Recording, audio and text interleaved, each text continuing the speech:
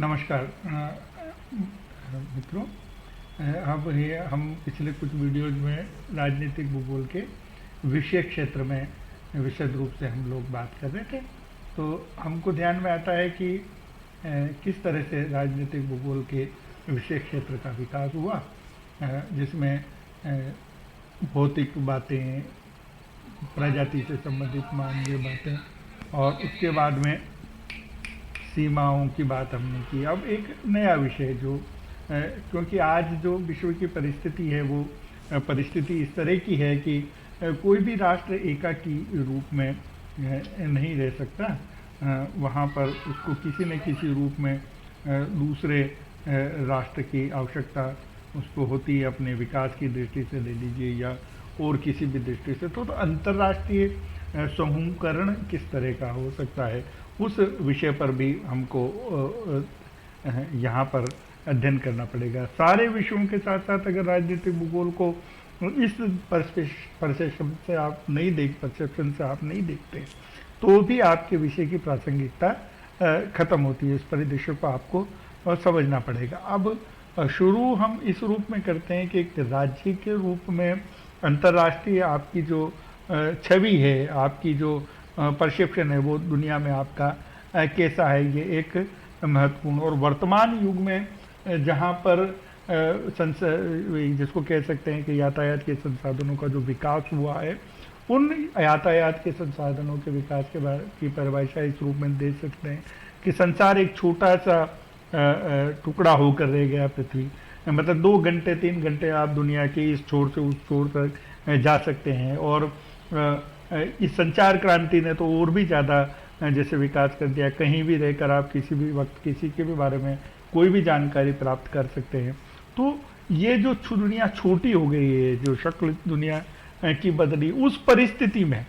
किस तरह से दुनिया को आपको समझना है, उसको राजनीतिक दृष्टि से वो कैसे आपकी उन सब बातों को प्रभाव डालती है, इनको आपको बहुत ढंग से समझना पड़ेगा। अब संपूर्णता का जहाँ तक सबसे पहला प्रश्न जिस पर हमको डिस्कस करना चाहिए वो ये है कि आज दुनिया में उपनिवेशी क्रांति की समाप्ति के बाद कई राष्ट्रों का जैसे उदय हुआ, और वो एक सबने मिलकर पहले यूएनओ और यूनाइटेड नेशन और फिर उसके बाद में संयुक्त राष्ट्र संघ। तो ये जो अंतर्राष्ट्रीय संगठनों की जो उत्पत्ति हुई है, जो इनका जो प्रादुर्भाव हुआ, इस बात को अगर आप इसके पीछे जाएंगे तो आपको लगेगा कि प्रथम विश्व युद्ध और द्वितीय विश्व युद्ध में मानवता को जो नुकसान हुआ है, मानवता की जो हानि हुई है, तो उसके परिप्रेक्ष्य में ही कहीं इनके जन्म की बात निकल कर आती है। तो हमको ये समझ में आता है कि अब युद्ध कोई भी देश नहीं चाहता है, कोई भी राष्ट्र नहीं चाहता है कि, क्योंकि युद्ध से सिर्फ नुकसान के अलावा क्या हासिल होता है, जो आप और हम सब द्वितीय और प्रथम विश्व युद्ध के अंतर्गत देखा है। और ईरान इराक वाले युद्ध में पिछले दिनों अमेरिका और इराक के बीच में जो युद्ध था, उसमें आपने देखा था कि 1 सेकंड का जो खर्चा है वो भी कितने करोड़ों अरबों रुपए में था। तो जो समूची मानव के विकास में जो ताकत, पैसा और समय लगना चाहिए, शायद वो युद्ध में अगर लगता है और झूठी प्रतिष्ठा में अगर लगता है, तो मुझे लगता है कि उसको बहुत बड़ा जो एक जो आघात मानवता को लगता है वो हमको समझना पड़ेगा। तो उसके लिए कई प्रकार के समान हित के जो बातें हैं मानवता के हेतु, उनमें कई समूह, आपके आर्थिक समूह हो सकते हैं, सामाजिक समूह हो सकते हैं, राजनीतिक समूह हो सकते हैं, उनका निर्माण हुआ है। उनको भी हमको राष्ट्र के विकास में वो कैसे साधक हैं या बाधक हैं, या वो हम मदद कर रहे हैं किसी भी राष्ट्र की। तो ये एक बहुत बड़ा जैसे विषय है जिसको हमको राजनीतिक भूगोल की दृष्टि से समाहित करना पड़ेगा। चतुर्थ जो समाहित करने वाला विषय है, फ्रांसीसी विद्वानों ने इसको सम्मिलित किया है। प्राचीन काल की बात नहीं ले, हम उपनिवेशिक बात को भी ले तो आपको ध्यान में आता है कि दुनिया में, मैंने जैसे पहले भी कहा कि इन यूरोपियन राष्ट्रों ने अपनी उस जहाजी ताकत, बेड़े की ताकत के बल पर दुनिया भर में अपनी जो उन्होंने नवीन खोज थी, बंदूक की खोज, तोपों की खोज, तलवार, ये सारी, और जहाज़ों का जिस तरह से बेड़ा उन्होंने अपने जंगलों के माध्यम से विकसित किया, दुनिया भर में उनके माध्यम से कैसे देशों को गुलाम बनाया जा सकता है, और वो जो जेव के विचारधारा जिसकी शुरुआत जर्मनी से होती उसको जैसे कैसे लागू किया जा सकता है, उसको लेकर आप जब इस सारे विषय में बात करेंगे तो आपको ध्यान में आएगा कि अपने उन लक्ष्यों की पूर्ति के लिए उन्होंने किस तरह से दुनिया को पद्दलित कर दिया, रोंद दिया, और अफ्रीकन देशों की तो हालत इतनी खराब हो गई कि गरीबी, जब मतलब सारी दुनिया विकास की ओर थी, बेचारे वो नंगे घुमा करते थे, और आपने मनुष्य को बिल्कुल संसाधन बना दिया, उसको जानवर की तरह बाजारों में गुलामों की तरह चप्पू चलाने के लिए, जहाज चलाने के लिए खरीद फरोख्त करते थे, अपने खेतों में काम करने के लिए उनकी खरीद फरोख्त यूरोप के बाज़ारों में होती थी। और जैसे स्टेटस सिंबल जिसको कहते हैं, वो भी इस तरह से कि किसके पास कितने गुलाम हैं। गुलाम का मतलब लोग, गुलाम का मतलब साधन दूसरे नहीं है, इंसान कितने आपके पास गुलामों के रूप में काम, मतलब जिस बात को सुनकर भी आप मानवता जैसे कौंध जाती है, तो ऐसे विषयों का भी कहीं ना कहीं हमको उसमें वो कौन सी परिस्थितियां जिनके कारण से मानव इस परिस्थिति की ओर पहुंचा, और कौन सी परिस्थितियां जिनके कारण से वो गरीब, वो असहाय, वो लोग जिनकी सांस्कृतिक रूप से जो इतने समृद्धिशाली नहीं थे, तो उनको किस तरह से दुनिया भर में शोषण किया गया। तो ये एक बहुत महत्वपूर्ण विषय होता है मानवता के विकास की। वो जो कालखंड हैं, आपको उन सबको भी इसमें समझना पड़ेगा। तो कुल मिलाकर आप ये भी कह सकते हैं कि मानवता के इतिहास के विषय भी आने चाहिए, वर्तमान के विषय भी आने चाहिए, और भविष्य में किस तरह की व्यवस्थाओं की बात करते हैं, कौन सी व्यवस्थाएं। और जैसे आज आप हम जिस तरह की बात करते हैं कि आज परिस्थिति, पहले की परिस्थिति में, 50 साल की परिस्थिति में, आज की परिस्थिति में इतना अंतर हो गया कि अब कोई भी राष्ट्र ये चाहे कि मैं अकेला दुनिया में रह सकता हूँ, तो ये बिल्कुल संभव नहीं है। उसको अपने सर्वांगीण विकास के लिए, अपने समाज के विकास के लिए दूसरे देशों पर कई चीज़ें ऐसी हो सकती है जिन पर उनको निर्भर होना रहना पड़ सकता है। आज सुबह ही एक हमारे कुछ मित्रों के साथ बैठकर बात कर रहे थे, तो ये बात अजीब सी लगी मुझे, पर लेकिन क्योंकि आप लोगों के सामने उस विषय को जब इस अंतर्राष्ट्रीय परिप्रेक्ष्य में देखते हैं, तो आपको ध्यान में आया क्योंकि दुनिया की जितनी आईटी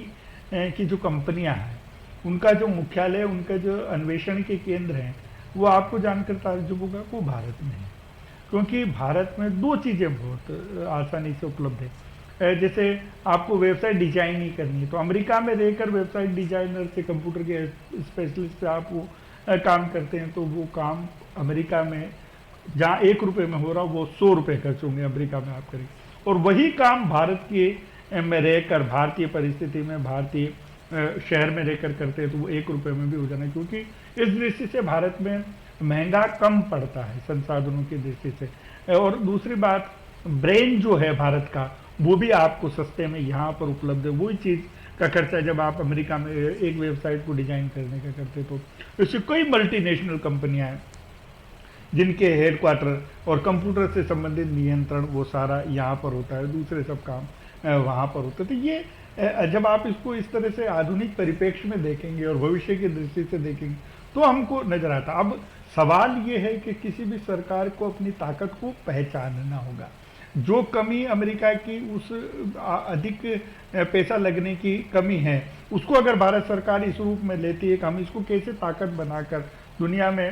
ताकत बन सकते हैं, या हमारे बच्चों के संसाधनों का उपयोग कर सकते हैं, तो आने वाली पीढ़ी का उपयोग कर। अब ये जब आप बात करते हैं, तो निश्चित रूप से आपकी समझ में आ जाती है कि अंतर्राष्ट्रीय स्तर पर कौन सी चीज़ का क्या केंद्र हो सकता है। तो अभी अपन ने देखा जैसे कि दुनिया में टेक्नोलॉजिकल विकास तो कई राष्ट्रों ने कर लिया, लेकिन उनकी संख्या इतनी सीमित है कि वो विकास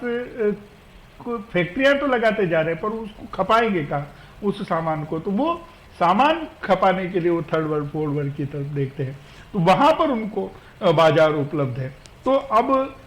आप जैसे कह सकते हैं कि अपने यहाँ प्रोडक्ट तो बना रहे हैं पर प्रोडक्ट बिकेगा कहाँ, उसके लिए आपको बाजार की तलाश। तो ये एक अंतर्राष्ट्रीय स्वरूप, बाजार का स्वरूप आपके नवीन परिवेश में आपके ध्यान में आया। अब उस नवीन परिवेश के साथ तारतम्य बिठाकर आप अगर आगे बढ़ते हैं तो वो विकास को प्राप्त कर पाते हैं, वरना आपका विकास जो है वो स्थिर हो जाएगा। तो ऐसी परिस्थिति में आपने देखा होगा कि धीरे धीरे पहले तो बाजार के रूप में खोजा गया, लेकिन वहां से बनकर अमेरिका से कोई भी प्रोडक्ट, जैसे चिप्सी बनकर अमेरिका से भारत में आती है तो बड़ा अजीब सा रहता है। लेकिन अब क्या हुआ कि कारखाना भी यहीं स्थापित करना और न यहीं के लोगों को काम में लेना और यहीं बाजार उपलब्ध है स्वतः ही, तो एक आसानी हो गई। लेकिन मल्टीनेशनल कंपनी अपनी ब्रांच यहाँ खोल देगी, अपना कारखाना खोल देगी, यहीं के संसाधनों का उपयोग करेगी, यहीं के लोगों को लेबर सस्ता मिलेगी और बाजार में भी उसको उसी रूप में बेच देगी। तो ये एक नवीन परिस्थिति व्यापार की दुनिया भर में खड़ी हुई है और एक नवीन स्थिति कि किस जगह की क्या आवश्यकता है। जैसे हमारे यहाँ संस्कारित रूप में उसमें क्या खाया जाता है, जैसे हमारे यहाँ जो तीज त्योहार है वो सारी बातें हैं, मिठाई क्या खाई जाती है, उनका कैसे अंतर्राष्ट्रीय बाजार तैयार किया जा सकता है, राष्ट्रीय बाजार तैयार किया जा सकता है, कैसे विदेशी कंपनी उसमें वो काम कर सकती है। जैसे आप लोगों ने देखा चॉकलेट हमारी संस्कृति का विषय नहीं था, लेकिन चॉकलेट का बाजार कैसे हिंदुस्तान में खड़ा किया जाए, तो उसकी आपने परिस्थितियाँ इन एडवर्टीजमेंट के माध्यम से और इनमें देखा होगा। दिवाली पर भी जब बात करते कि कुछ मीठा हो जाए, जबकि हमारे यहाँ दिवाली जैसे पर्वों पर मीठे से घर भरा जाता है, लेकिन चॉकलेट को कैसे स्थान देना है उन सब मिठाइयों के बीच में, तो ये एक व्यापारिक जैसे सोच हो सकता है। हमारे एक मेरे जो अग्रज डॉक्टर महेश शर्मा, वो जब अच्छे ब्रांड एम्बेसडर की बात करते हैं, अच्छे जिसको कहते हैं सेल्समैन की बात करते हैं, तो वो ये कहते हैं कि अच्छा सेल्समैन वो है जो गंजे व्यक्ति को भी आपके कंगा बेच कर आ जाए, जिसको आवश्यकता नहीं उसको भी वो चीज़ बेच कर आ जाए। तो वही एक अंतर्राष्ट्रीय बाजार के रूप में ये सारी परिस्थितियाँ खड़ी हुई है और आप लोग और हम लोग देखते हैं कि धीरे धीरे सारा का सारा विश्व उस सारी परिस्थिति में गिरता चला जा रहा है। अब उससे कोई बचा नहीं है। अब उसमें अपने राष्ट्र के हित, ऐसी परिस्थिति में भी अपने राष्ट्र के हित का संरक्षण कैसे करना है, ये सबसे महत्वपूर्ण है। जैसे आपका कारखाना भी वही है, आपका व्यापार भी वही है, उसी देश में है, और उसके बीच में अपने राष्ट्र को कैसे लाभ देना है, तो वो किस करेंसी में वो देना है ताकि अपने राष्ट्र को कोई नुकसान नहीं हो। तो ये जो नवीन परिस्थितियाँ हैं, नवीन राजनीतिक जो परिदृश्य है जो आपको ताकत देते हैं, उनमें अपने राष्ट्र की कैसे हितों की रक्षा करनी है, किसको छूट देनी है, किस व्यापार को छूट नहीं देनी है, किसको कितनी देनी है, अगर मित्र राष्ट्र है तो उसको किस तरह से उसको प्रोत्साहित करना है। ऐसे कई विषय जैसे हम बात करते हैं तो हमको ध्यान में आते हैं। इन विषयों पर हम अंतर्राष्ट्रीय जब विषय पढ़ेंगे तब उस पर विषय चिंतन करेंगे। भूमिका की दृष्टि से मुझे लगता है कि इतना पर्याप्त है। यहीं मैं अपनी इस बात को जो फ्रांसीसी विद्वानों ने जिस बात को कहा मैं उसको यहीं समाप्त करता हूं कि उन्होंने विषय क्षेत्रों के रूप में क्या क्या पढ़ा जाना चाहिए राजनीतिक भूगोल में, वो बात यहाँ पर समाप्त होती है।